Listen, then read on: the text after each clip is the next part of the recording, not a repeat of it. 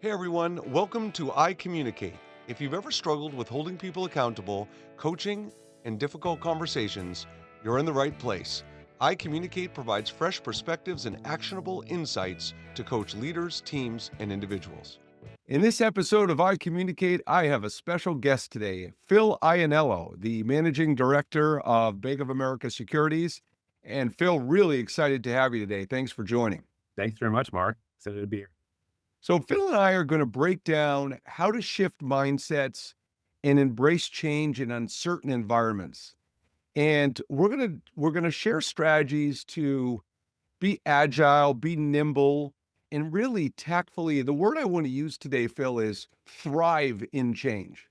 And I want to start out by sharing a story today is I think sometimes when I work with executive teams, we do an exercise on word choice. And I talk about the words, how much words matter. And I'll make the comment that I really hate the expression actions speak louder than words, because frankly, it minimizes words and words matter. So I like the expression actions need to equal words.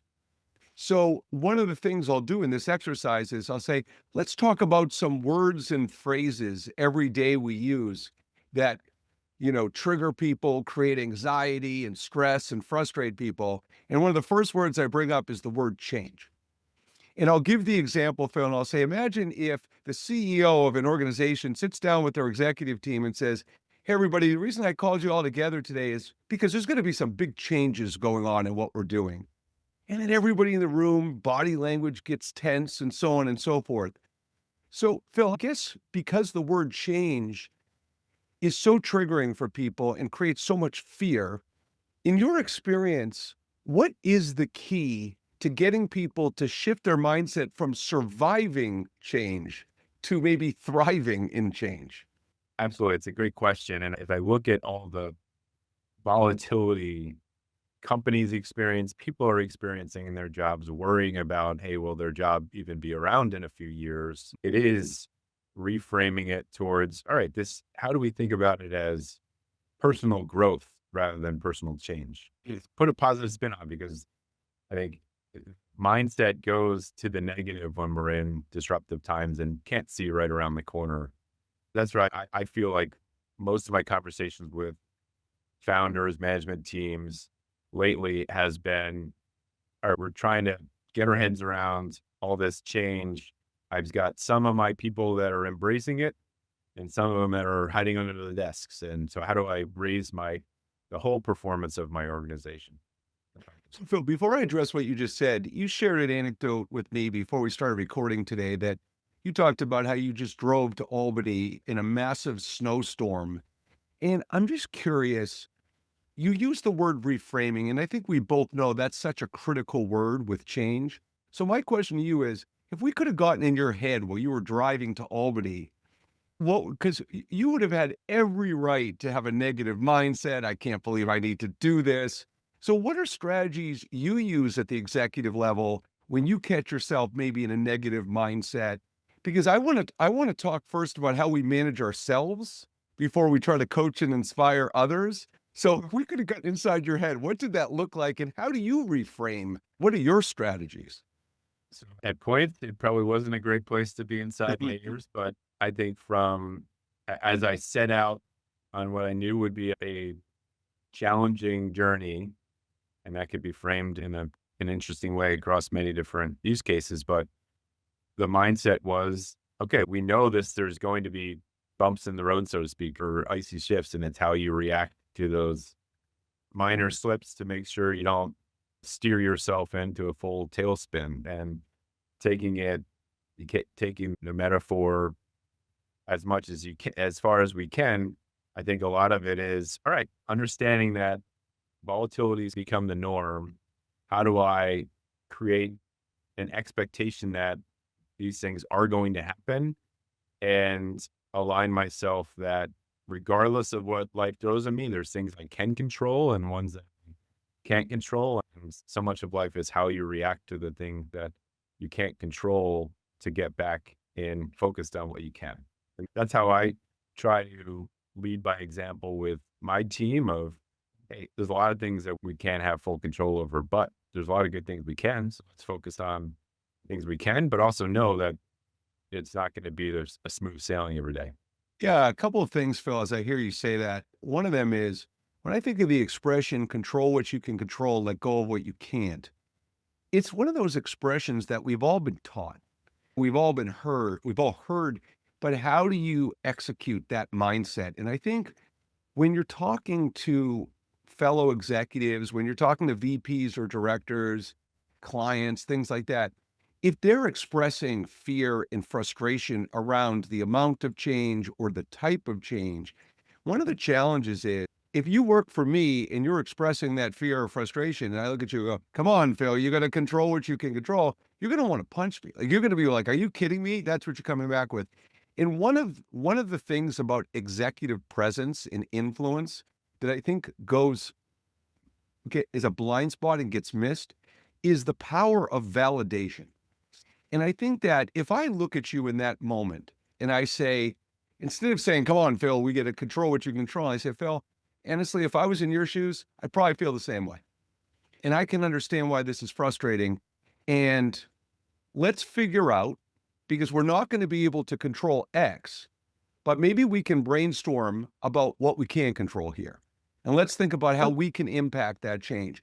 But I think, Phil, without that validation piece, I think it's gonna potentially frustrate people.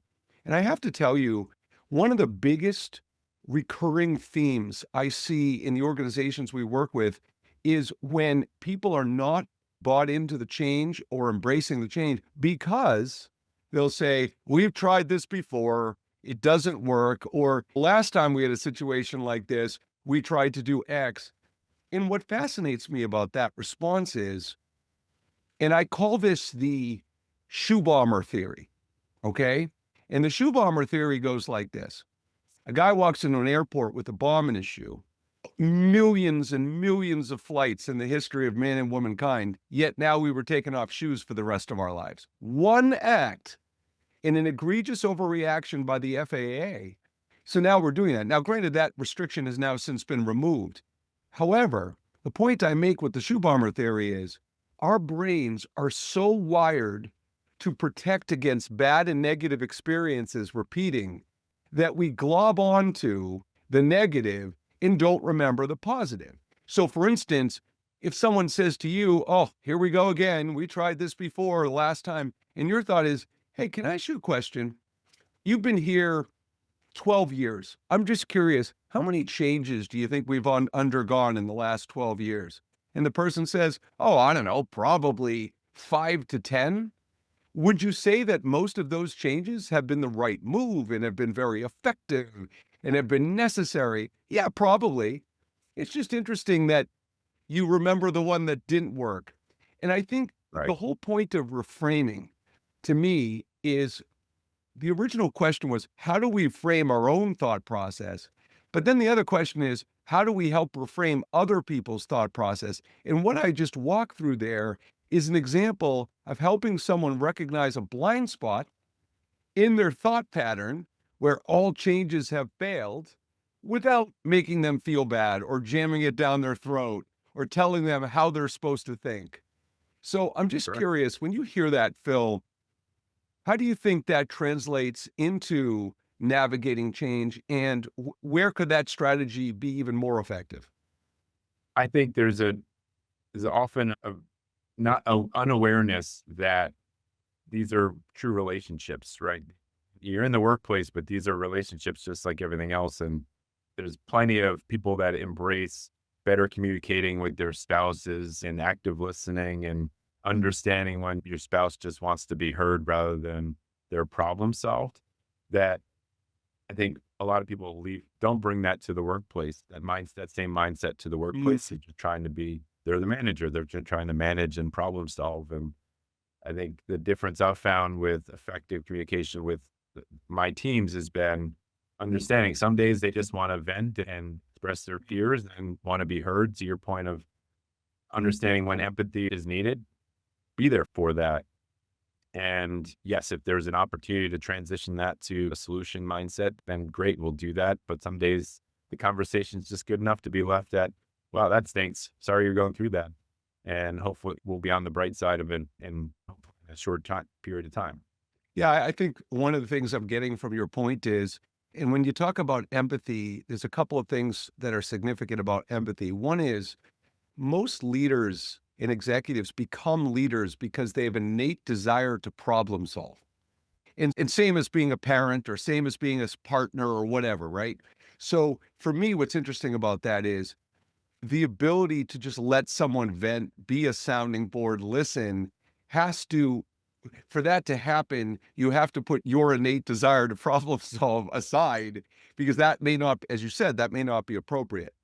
What I think, in my experience, Phil, what I think is difficult about empathy for many entrepreneurs, executives, owners, is they associate the word empathy with coddling or enabling or being soft or weak. And see, to me, what is your expectation if you're dealing with an uncertain environment and you know that the company is going to have to adapt and evolve through these changes? What is your expectation of how people will react? What is the expectation from the start? And I would challenge those very same owners and executives. If your expectation is that people will be positive and embrace it, based on what? Right? Because how do you do if you're the one going through the change? Phil, I don't know too many people in the world that when they're dealing with change, they're jumping for joy, they're excessively positive. So I think part of it is that empathy piece is, and empathy isn't, you don't know how the other person feels, but taking a moment to put yourself in the other person's shoes and reflect on how you would feel if you were in their shoes, that's huge. Absolutely. And I think in this age of disruption we're in and the what will be the modern workplace in 2 to 3 years, I'm in my career of 20, 25, 26 years, I have not seen such a level of worry. And there are certainly people that are excited. So to your point of, yes, there are people that have gotten to the other side of the worry and said, wow, these things can make my job incredibly more efficient. And they're coming out as power users and truly differentiating themselves in the workplace. So when it's integrated in the right way of using these as tools, not as job replacers, but I think as leaders, we need to get to the other side of that as quick, perhaps faster than our teams to be able to signal out that stability, but also not be afraid to be candid around when there is continued uncertainty, because the authenticity goes a long way. That if a manager isn't so sure about what's coming next, telling people you're not so sure sometimes is better than just prognosticating that everything's gonna be okay in 5, 6 months.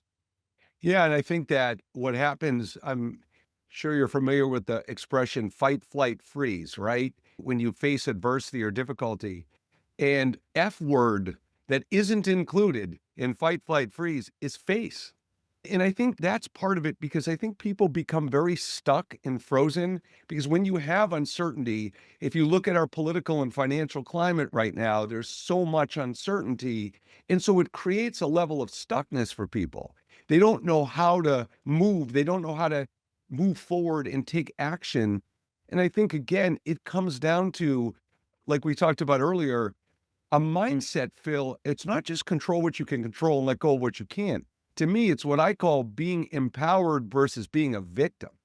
Because this is the thing is a lot of times we see ourselves as victims when we get stuck and when we have that fixed mindset. And I think feeling empowered, and if you look at your team, Phil, and I don't, we're just getting to know each other and I don't know a lot about your team, but when you look at your team, when you are talking to people who feel stuck, who feel caught, who can't face what's happening currently, aside from reframing, are there other go-to strategies you use that you found to be effective?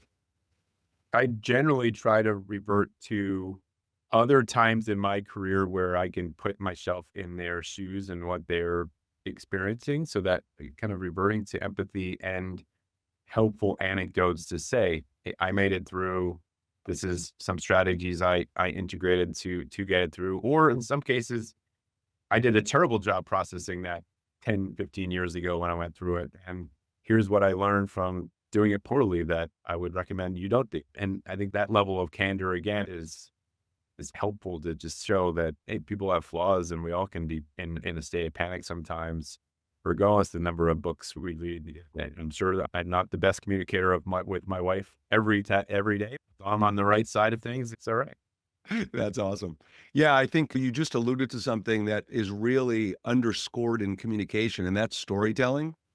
And I have someone in my life, and I will make that person nameless.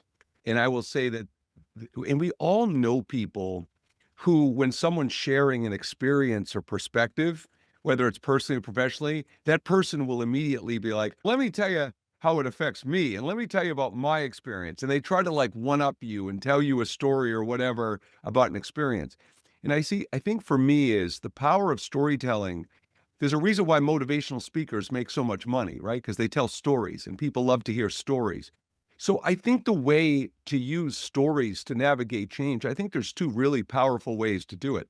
I think one of them goes back to what I was talking about earlier, that if you actually have the other person reflect on past experiences that have been successful and say, when you reflect on past experiences, can you think of any stories of when you've navigated change in the past, which is the ultimate coaching tool because they're recognizing it instead of you telling them to recognize it. So Sure. I think that's a great way to use stories. And I think the second way is it's like what we talked about before, Phil. If someone is struggling or venting or needs to just be heard, if you look at someone and say, again, I validate, I understand where you're coming from. And would you mind if I share a story of an experience I've had in the past where something similar happened and how we navigated it? So I think, but it's more of a tone and word choice there. It's the way you present the story and frame the story. And would you mind if I share and so on and so forth? And that's a tricky thing to me, Phil, about communication. I mentioned earlier in the show about word choice. Most people have heard the importance of using the word and versus but. The reality, though, is reframing change as opportunity, using and versus but, asking questions so people realize their own blind spots and mindset struggles. These are such critical components of communication. And I don't find communication to be hard to know those things, but to apply them in uncertain environments when people are frustrated, stressed, triggered, that's when you earn your money. So what do you see most common mistakes by founders navigating these things? I Is it connecting or Yeah, I think there's two big ones, and I'll do the easier one first, although neither are easy. I think the bigger one is so many founders are focused on getting alignment and consensus. And I think that's a problem because depending on how many people you need to align, good God, the amount of time and effort and energy that could take, it's not realistic. I am less interested in getting alignment and consensus, and I'm more interested, number one, in using the strategy of disagree and commit. And what disagree and commit means is when you're evolving through change and navigating these environments, let's say, Phil, we have a founder and his or her team in a room with 10 people. And let's just say, for the sake of argument, of the 10 people, seven of them are on board, two of them are in the middle, and one of them's a naysayer. Yeah, they're like, I'm not bought into this at all. And let's be clear in this discussion, one of the most critical aspects of navigating change is getting people comfortable to speak their truth. Because there's going to be some people in that room that aren't going to say anything, that are going to present as if they're on board, but aren't right? actually going to be on board. But that's for a different discussion. So the first thing of disagree and commit, the way it works is that you look at everybody in the room and you say, after everybody, and this is the key, Phil, to disagree and commit, everybody's had to have a chance to feel heard and understood. It only works if everybody had a chance to speak their truth and voice their concerns. And then at that moment, when that discussion's been had, the founder or CEO looks at everybody in the room and says, okay, I need to know if everybody can disagree and commit. And what that means is that you may not agree with the decision we're making. If it was your company, it may not be your choice.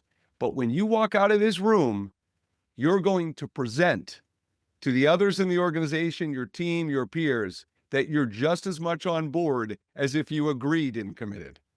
Interesting. It's huge because where I see change initiatives fail constantly is that cascading communication. So once that top level makes the decision and everybody leaves the room, it's the optics and the presentation of that change that can derail quickly. So I think the disagree and commit is a more viable strategy. And honestly, I always protect about giving absolute opinions and perspectives.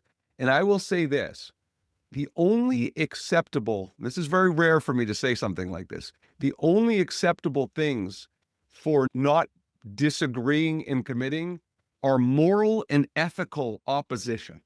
Sure. So if you have moral and ethical, okay, I get that.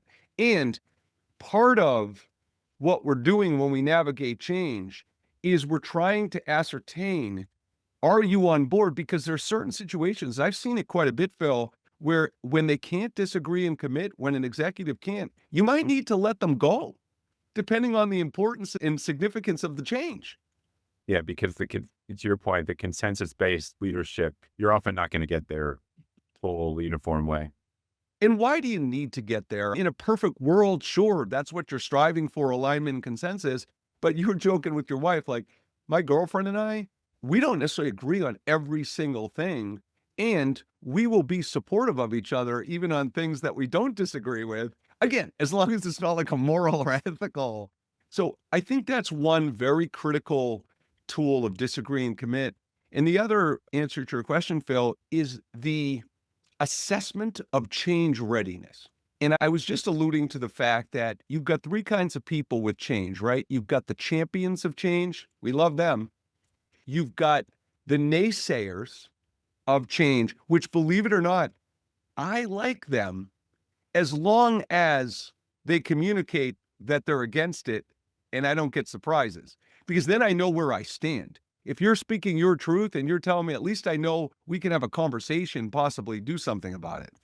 The third group is what scares the heck out of me. And the third group are that middle group. And I wish I had a nicer way to say this, so I apologize up front, but the sheep.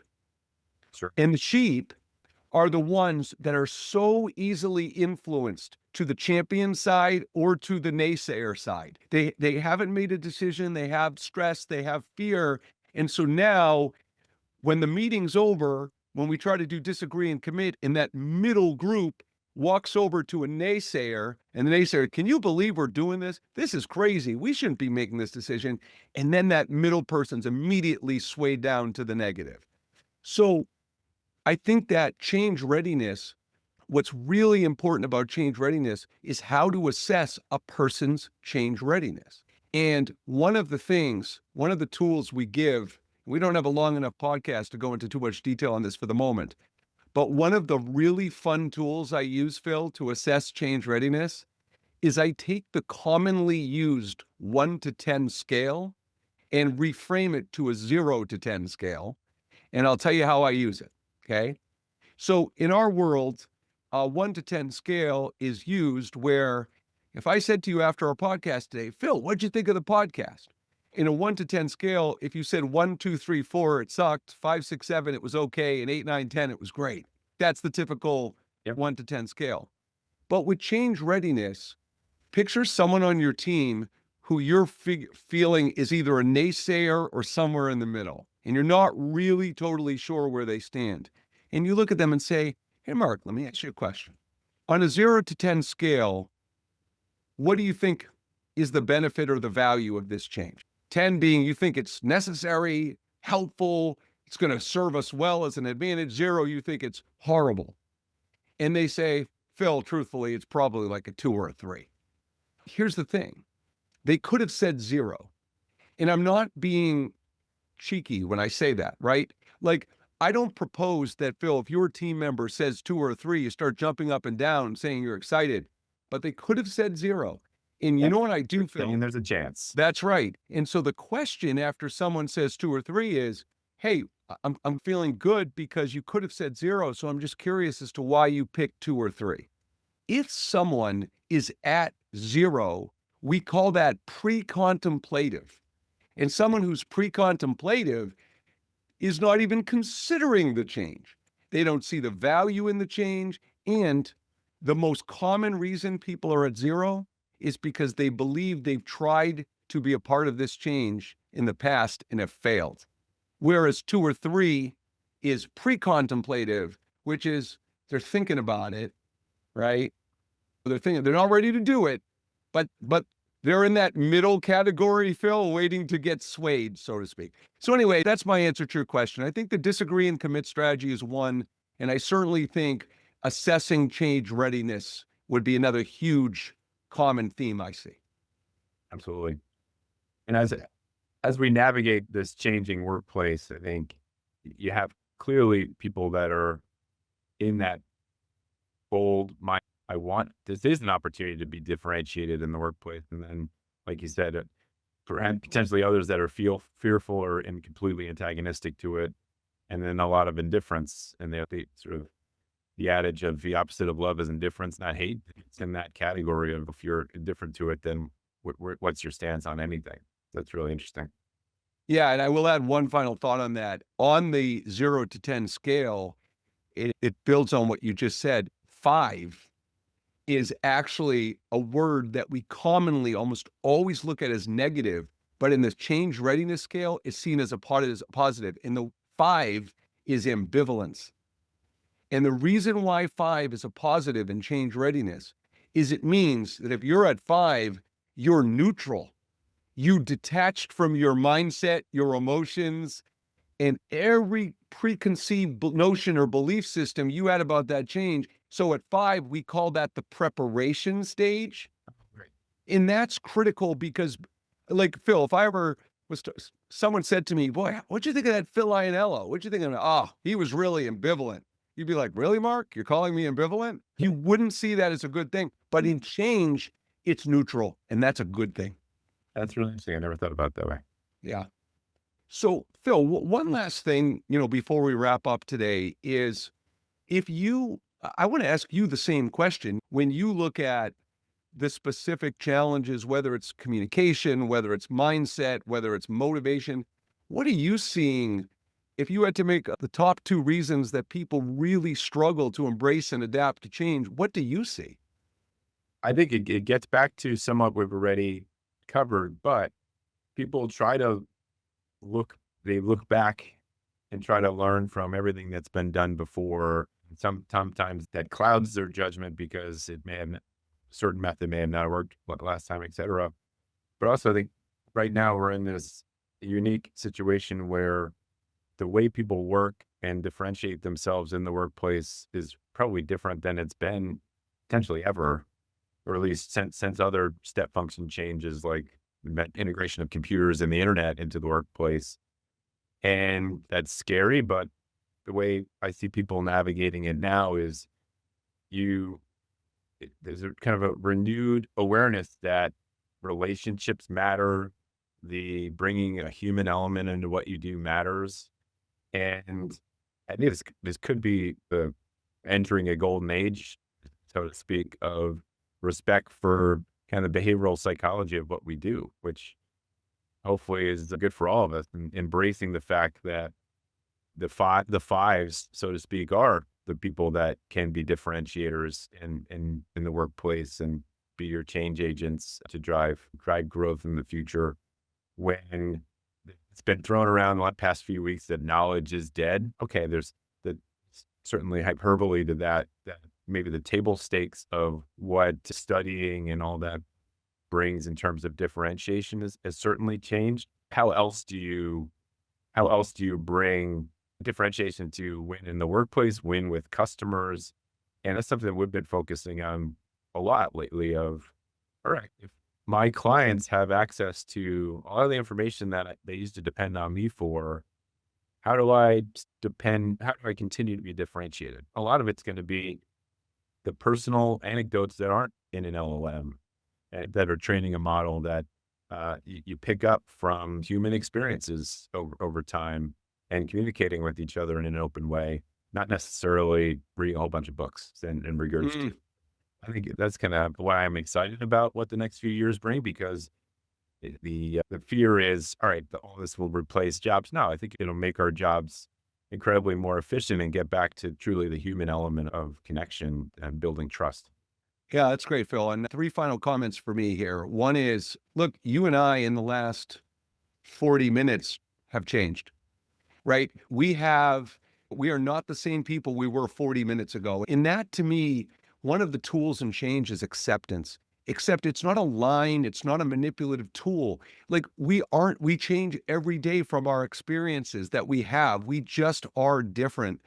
I learned things from you, you learned things from me, we're different. So I think acceptance it's an obvious but critical piece. The second thing is that I think about one of the most critical aspects of being a change agent. And it's such a mindset shift, Phil, because it's, I don't believe the way to get people to change is to persuade and convince them. I don't think that works. I think the way to get people to change, and my definition of the word inspire, is to ask them questions, thought provoking questions that help them recognize on their own the value of the change, the consequences if the change doesn't take place. And I think that's really critical as a coach. Can you get in the mode of being a thought-provoking question asker to guide people as opposed to telling them, this is what we need to do, this is why we need to do it, and this is why you should care? So I think that's a second really critical component. And the third and final thought for today is expectations, having realistic expectations. Whenever I hear someone, and my mother often says this, my 84-year-old mother, she'll say, I don't have any expectations of anybody. And I'm like, that sounds like a victim mom.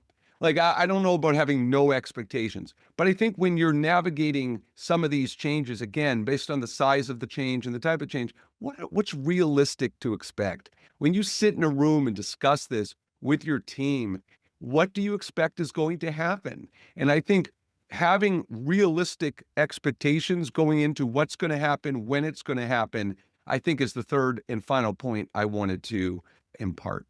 So, Phil, thank you so much for joining for this episode of iCommunicate. For Really having me. appreciate it. So, for Phil Ianniello, I'm Mark Altman, and we'll see you next time on iCommunicate.